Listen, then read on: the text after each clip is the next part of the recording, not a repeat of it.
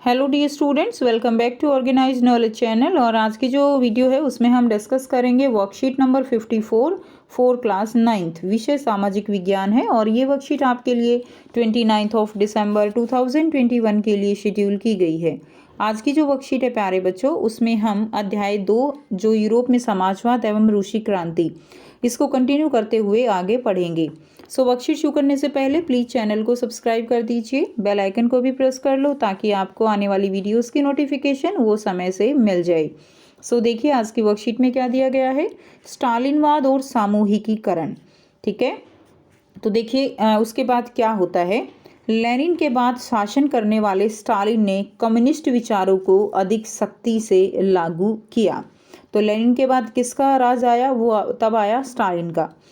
विनाशकारी अकाल के कारण 1927 के बाद अनाज की नियंत्रित कीमतों को लेकर किसानों और सरकार के बीच जो है क्या होने लगा, टकराव होने लगा।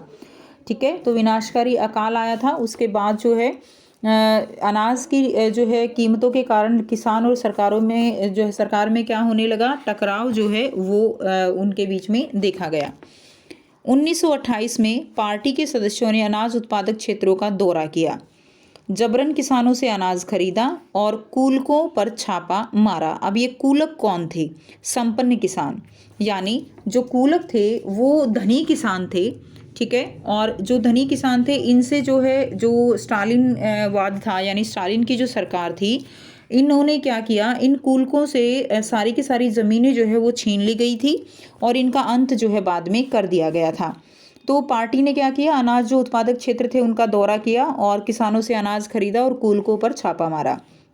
अब उसके बाद देखिए, आधुनिक खेतों को विकसित करने, उन पर मशीनों की सहायता से औद्योगिक खेती करने के लिए कूलकों का सफाया करना, किसानों से जमीन छीनना और राज्य नियंत्रित बड़े खेतों की स्थापना करना आवश्यक था। यानी जो है क्या हुआ था, अकाल पड़ने के कारण अनाज हो गया ख़त्म और जो संपन्न किसान थे उन्होंने उनको स्टोर कर लिया, जिससे महंगाई जो है और भी ज़्यादा अनाज की बढ़ गई।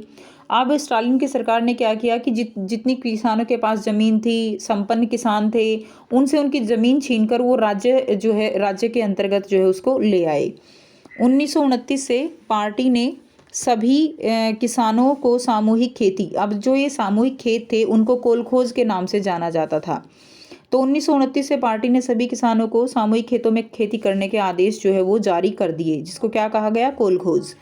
अधिकांश भूमि और उपकरणों को सामूहिक खेतों के स्वामित्व में स्थानांतरित कर दिया गया। किसान सामूहिक जमीनों पर काम करते थे और कोलखोज के लाभ को सभी किसानों में बांट दिया जाता था। जो भी लाभ होता सामूहिक खेती से उसको सभी में बांट दिया जाता था। क्रोधित किसानों ने सरकार का विरोध किया और मवेशियों को नष्ट करना शुरू कर दिया। ठीक है, जो लोग सामूहिकीकरण का विरोध करते थे उन्हें कड़ी सजा दी जाती थी। कई लोगों को निर्वासन या देश निकाला भी दे दिया गया था।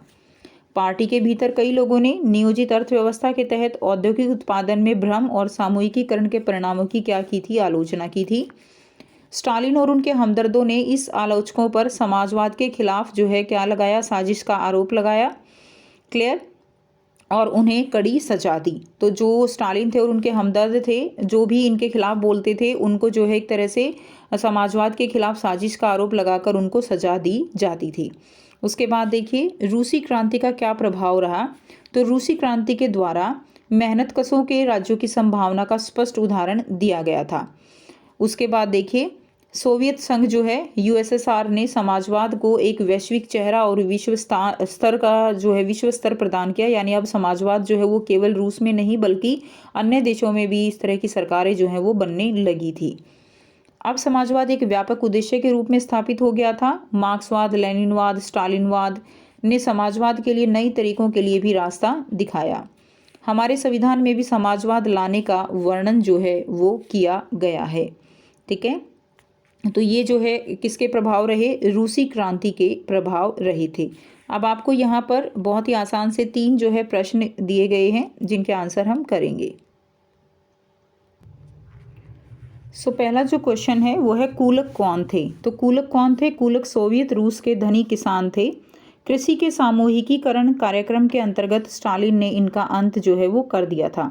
तो कूलक जो है वो संपन्न किसान थे, धनी किसान थे जिनके पास जमीनें बहुत ज़्यादा होती थी और अकाल के बाद जो है, अकाल जब पड़ा था तो इन्होंने जो अनाज है उसको स्टोर कर लिया था, जिसके कारण जो स्टालिन की सरकार थी उसने इनसे ज़मीन जो है वो छीन ली थी और कुलकों का अंत जो है वो कर दिया था। सेकंड क्वेश्चन है, स्टालिन का सामूहिकीकरण कार्यक्रम क्या था, इसे रूस में क्यों लागू किया गया? तो देखिए, विनाशकारी अकाल के कारण 1927 के बाद 1927 जो है उस समय विनाशकारी अकाल पड़ा और अकाल में क्या हुआ कि जो अनाज है उसकी कमी हो गई और अनाज की नियंत्रित कीमतों को लेकर किसानों और सरकार के बीच जो है क्या हुआ, टकराव हुआ। और उस समय जो कूलक थे और जो संपन्न किसान थे उन्होंने अनाज को स्टोर कर लिया, जिसके कारण कीमतें बहुत ज़्यादा हो गई, सरकार के सामने मुश्किल खड़ी हुई। तो सरकार ने जो है जो करण का कार्यक्रम था 1929 में शुरू कर दिया। इस कार्यक्रम के अंतर्गत क्या था कि किसानों से उनकी ज़मीन छीनकर सामूहिक हितों का निर्माण जो है वो किया गया। तो ज़मीन उनसे छीन ली गई और क्या किया गया, इनसे सामूहिक खेतों का जो है वो निर्माण किया गया। सामूहिक खेत जो है वो बनाए गए बड़े बड़े, जहाँ पर सारे किसानों को आदेश दिया गया काम करने के लिए, और इन खेतों को कोलखोज के नाम से जाना जाता था। सभी किसान सामूहिक रूप से खेती का काम करते थे और जो है कोलखोज के मुनाफे को, ठीक है, जो कोलखोज था उसके मुनाफे को सभी किसानों में बांट दिया जाता था। तो ये जो प्रोग्राम था ये था सामूहिकीकरण, ठीक है। उसके बाद नेक्स्ट देखिए, क्वेश्चन नंबर 3 है, रूसी क्रांति के वैश्विक प्रभावों की व्याख्या कीजिए। तो रूस की जो क्रांति हुई थी उसके विश्व में क्या प्रभाव पड़े वो आपको यहाँ पर बताना है।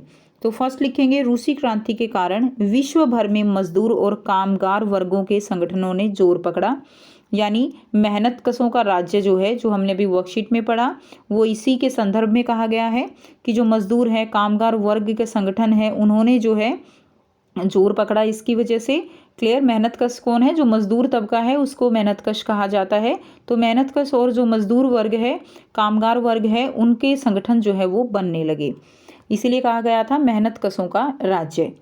दूसरा है, साम्राज्यवाद जो है वो कमज़ोर हो गया और सोवियत संघ यूएसएसआर ने समाजवाद को एक वैश्विक चेहरा विश्व स्तर प्रदान किया था।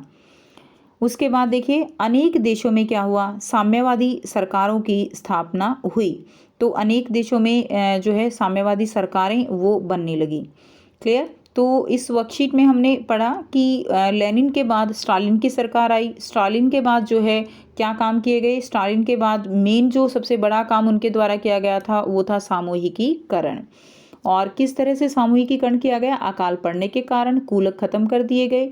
और जो रूसी क्रांति थी उसके वैश्विक प्रभाव क्या थे, किस तरह से जो मेहनत कशों का राज्य जो है वो चेहरा एक तरह से उभर कर आया था। और केवल इसका प्रभाव हम रूस में नहीं कह सकते, पूरे देश में इसका जो है, पूरे आप कह सकते हो कि यूरोप में इसका प्रभाव पड़ा था और बहुत देशों में साम्यवादी सरकारों की स्थापना जो है वो हुई थी। तो ये थी स्टूडेंट्स आपकी आज की एसएसटी की वर्कशीट। आई होप सभी बच्चों को ये क्लियर है। कोई भी डाउट है तो बच्चों आप पूछ सकते हो।